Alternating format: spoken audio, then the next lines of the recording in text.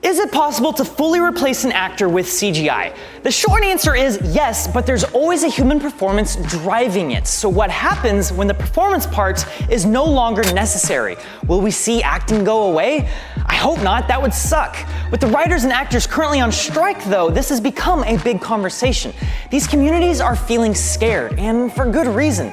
Tech is advancing quickly and there's no regulation or safety net in place. And where there's fear, there's misinformation too. That's why I wanted to take an honest look at where things are currently at and where the use of digital actors could likely go in the near future. So first off, we have been replacing actors with digital performances for years, and this first example we're going to look at is from The Curious Case of Benjamin Button. Old man Brad Pitt. He was born an old man. An old baby. He was born an old baby.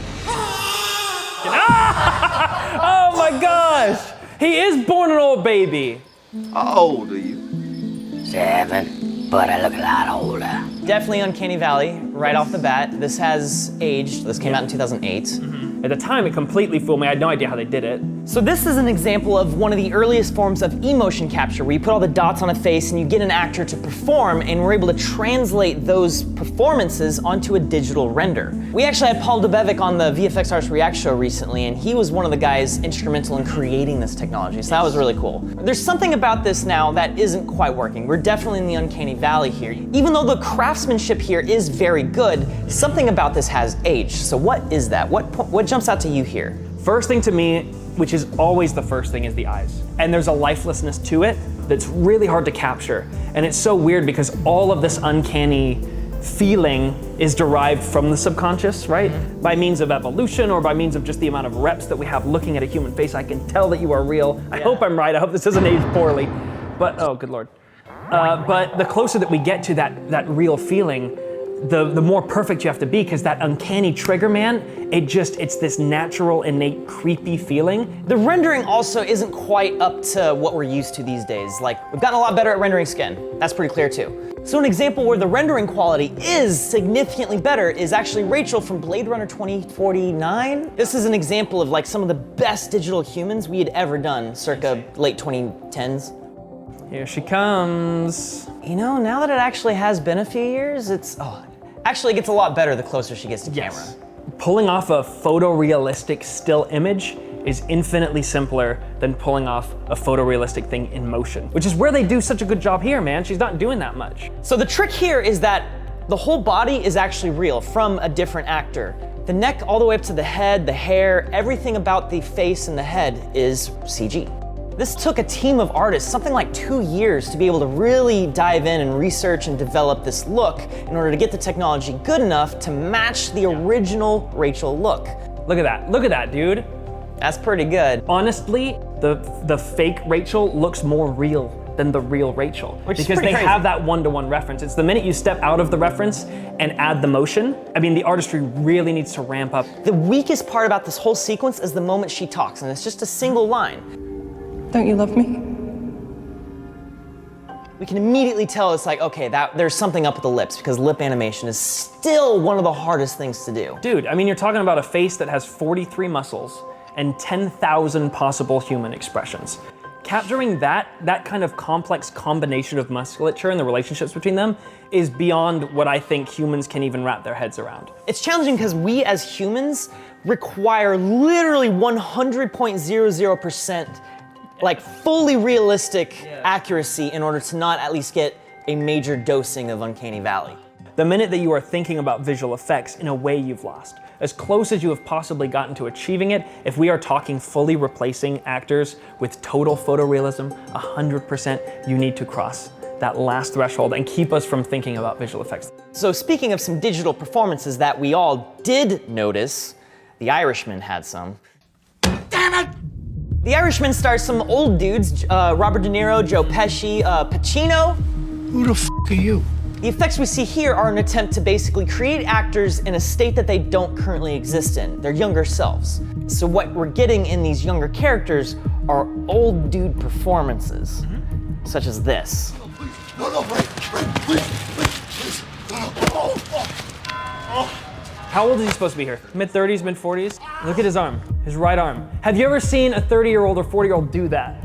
It's all so like stiff, and it's not his fault. I can't stress that enough. It's just the limitation. It's like you change the face, but the body, the bones, the joints, the meat, like that has already aged, and there's nothing you could do to fix that performance outside of a full CG character. I get the reasoning behind it. They try to stay true to the performances of these legendary actors, but this is an example where they probably should have actually had a body double, a younger body double that had that spryness, fit that build a little bit better. I think people might have accepted that a little bit more.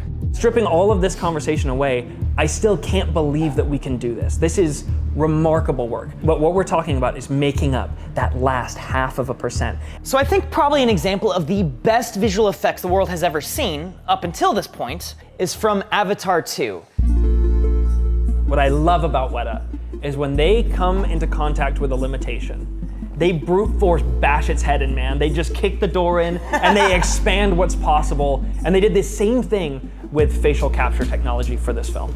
This is a great example of the ultimate evolution of emotion capture. You know, we saw this with Thanos. We're now incorporating more AI tools into everything to really figure out the subtleties of the actual musculature motion underneath the skin. It's the perfect application of machine learning, because you're right, there's so much nuance to it. It's just too much for a human mind to think about.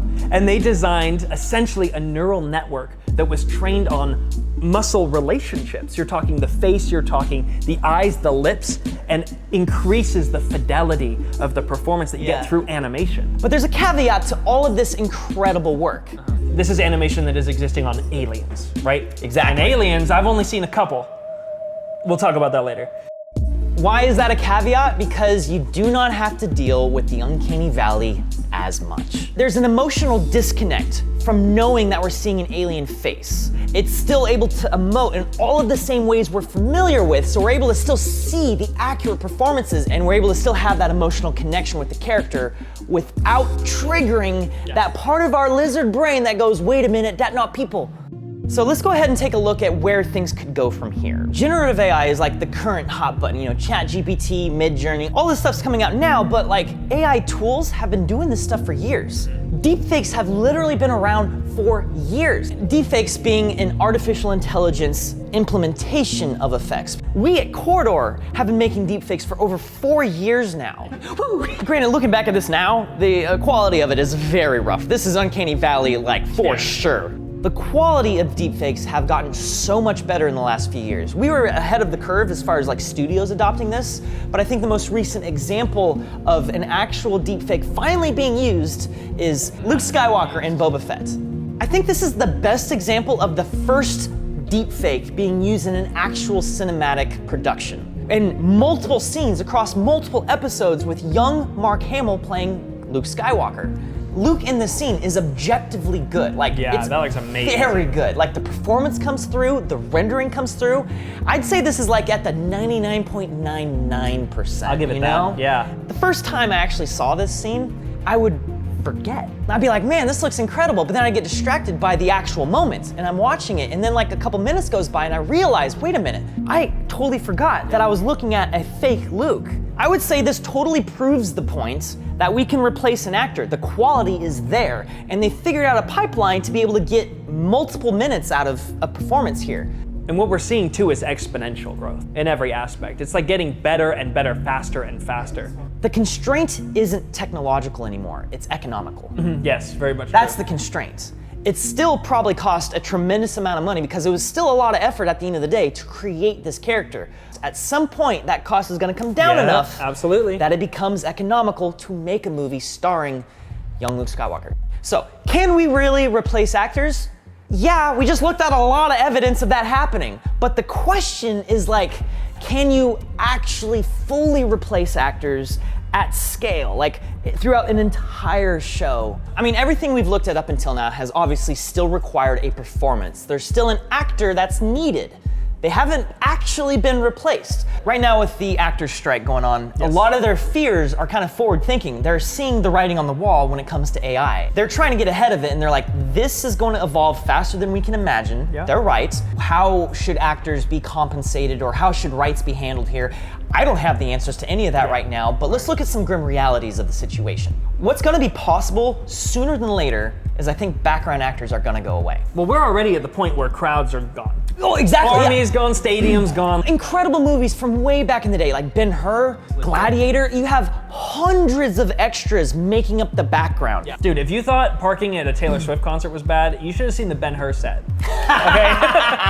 That was the reality of filmmaking back in the day. You literally had to have hundreds of people if you wanted to have hundreds of people. Yeah. That's not been the case for decades now. Right. Lord of the Rings invented this program called Massive, having armies collide. You could simulate all of that without having to actually cast thousands of people. I think we're at a point where sooner than later, sooner than you realize, much simpler scenes like a busy restaurant will have background characters that are fully CGI. Even though that has been possible, technically, for a while now, it's never been economical. But as visual effects productions go more and more real time, we're very rapidly approaching a time where you can just type something new for all 50 tables in the background of this scene. It's automatically generated, animated, and rendered, and placed into the scene at the moment of filming. The ethical conversations surrounding that are complicated.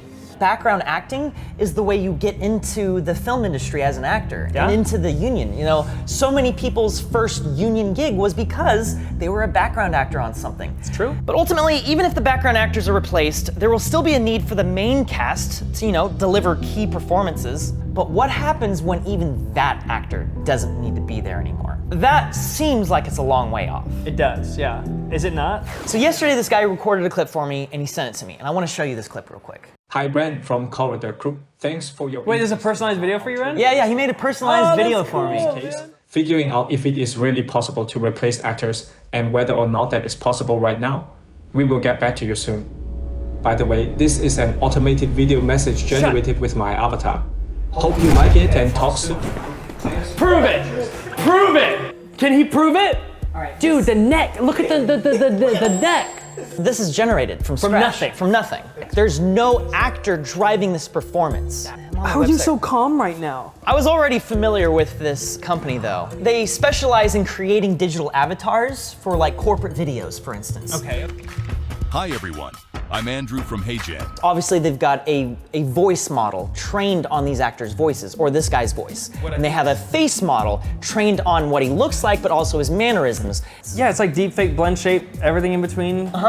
All together, algorithmically cemented. This is not at that 100% level of quality yet. Yeah. There's some tells. It's like, you can kind of tell there's a little bit of stutteriness as it transitions between different words and mannerisms. Well, it got me. I mean, it's like, it's stunning. And I don't know what they're using under the, the covers here or the range of what's possible. I mean, everything's to camera from what I'm seeing. The range of this is limited. I can't say, have this guy run down the street and jump over a car and then say, I'll be back. But like, we've never really seen this before.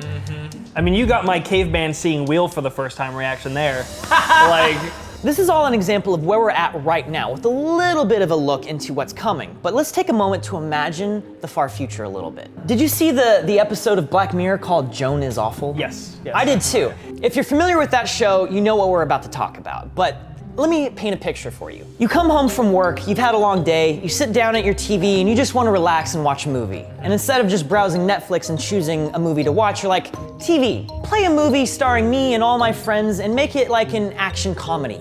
And then the TV not only generates in real time a movie starring you and all your friends, it's like Oscar-winning good. It's hard to believe that that could be possible. Think about it this way. 2 years ago, if I told you you can just open up this chat box and type in some words and the most beautiful cinematic picture would be sitting in front of you from that description, you would not believe me. Yeah. And here we are just 2 years later, and it's not only possible, everyone's just grown numb to it. Isn't that nuts how fast we grew numb to that? I do believe, at least for the foreseeable future, performances are still going to be very important, and that requires actors to be in those roles. It's one thing for something to be like CGI and synthetic, but there's still an artist creating that. There's still the human touch. Most people don't understand how CGI is made, so they kind of just assume you're pressing buttons on a computer, and I think that's where some of the CGI hate comes from, because of their misunderstanding of the artistry that goes into it. Now we're entering a world where that is actually true. It is actually just pressing a button and content is generated. You're so right. Without regulation, this stuff can become problems. People used to die on film sets all the time because there weren't any safety regulations. And that's the fear, is that if this continues in an unregulated fashion without any sort of rights placed on like the actors, who owns your likeness, this might become a situation where there are no more acting roles in Hollywood because it's all just generated on the fly when you get home. And I think the agreements that they're coming to right now are very important. It's crucial. It's crucial. Because this is so much more of the Wild West than people realize, because most people aren't paying attention. But I think the most important thing to keep in mind is that yes, while progress will not slow, our preparation can increase. And it seems like that's what they're doing, and that's what we need to focus on. Are you guys scared of this too? I'm curious of your thoughts. Where do you think this is going? Leave a comment down below, kind of giving me your perspective. I'm very interested in continuing this conversation. But there's one thing that I do know, and it's that I was never real the whole time. What the?